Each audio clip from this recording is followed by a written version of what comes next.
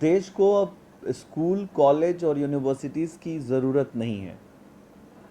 ये बात बहुत ज़रूरी है समझना कि स्कूल के प्रांगण के अंदर जो हैंड पंप लगा है उसमें भैंसें बंधी हैं और क्लास में धान पसरा हुआ है, लेकिन रजिस्टर पर 100% सीटें फुल हैं। 500 से ज़्यादा कैंडिडेट +2 में इनरोल हैं, लेकिन वो सारे स्कूल नहीं आते।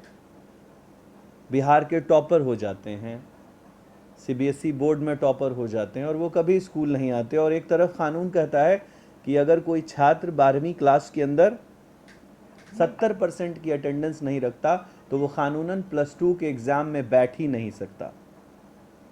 लेकिन वो लोग कोटा में हैं, पटना में हैं।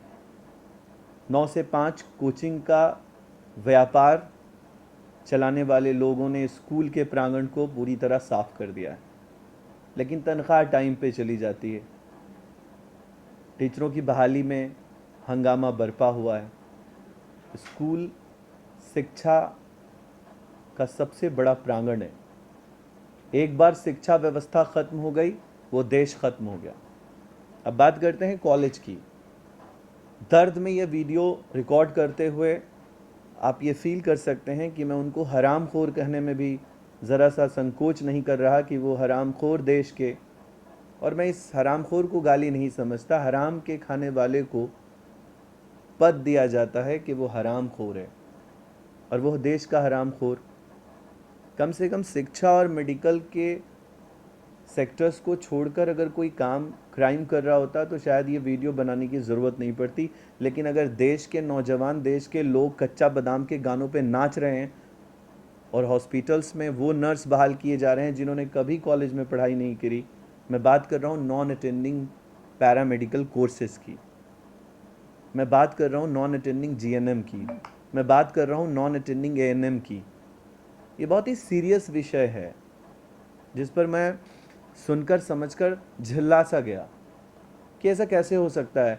मैं भगवान से दुआ करता हूँ, अल्लाह से दुआ करता हूँ, ईश्वर से प्रार्थना करता हूँ उन सारे व्यापारियों को जब आईसीयू जाना पड़े, हॉस्पिटल जाना पड़े, उनके माँ और बच्चों को भगवान, ईश्वर और अल्लाह उनके नर्सें जो उनके हॉस्पिटल्स के अंदर में उनकी सेवा के लिए जो नर्स बहाल हो रही हों हॉस्पिटल के ज़रिए, वो वैसी ही नर्स हों जिन्होंने कभी कोई कॉलेज में जाकर किसी तरह का प्रैक्टिकल काम नहीं किया हो और नॉन अटेंडिंग से अपनी डिग्री पूरी की हो। ये मेरी दुआ है और रमज़ान में ऐसी मैं दुआ इसलिए दे रहा हूँ उनको क्योंकि उन्होंने शिक्षा और मेडिकल सेक्टर्स को मजाक बना दिया है और इससे हमें लड़ना होगा। लेकिन अगर हम कच्चा बादाम पे नाचते रहेंगे और रील्स बनाते रहेंगे, आज मैं सिर्फ युवाओं को नहीं देख रहा हूँ बल्कि मैं देख रहा हूँ कि कुछ टीचर्स, कहीं पदाधिकारी, कोई पुलिस डिपार्टमेंट का बंदा, कहीं हर एक ज़िम्मेदार पद पर लोग नाच रहे हैं, ऐसे चीज़ों को फैला रहे हैं, एक दूसरे को भेज रहे हैं। पता है क्योंकि ये सब कुछ डिस्ट्रक्शन का एक मुहिम है और डिस्ट्रक्शन को फैलाना कितना आसान है ये पता चलता है। बिहार सरकार से मेरी एक अपील है कि उन सभी कॉलेजों को कम से कम क्रेडिट कार्ड योजना से बाहर किया जाए जो नॉन अटेंडिंग कोर्सेज चलाकर अपना पेट भर रहे हैं, अपनी बैंक भर रहे हैं, अपनी पूंजी बना रहे हैं और अपना तिजोरी भर रहे हैं। कम से कम बिहार से शुरू हो।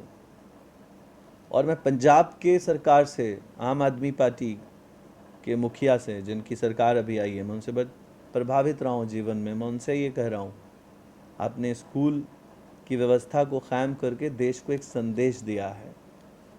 युवाओं को उम्मीद है आपसे, पंजाब के उन कॉलेजों पर ख़ासकर आप बिल्कुल सख्त रोल अपनाइए जो नॉन अटेंडिंग पैरामेडिकल्स की योजना चला रहे हैं।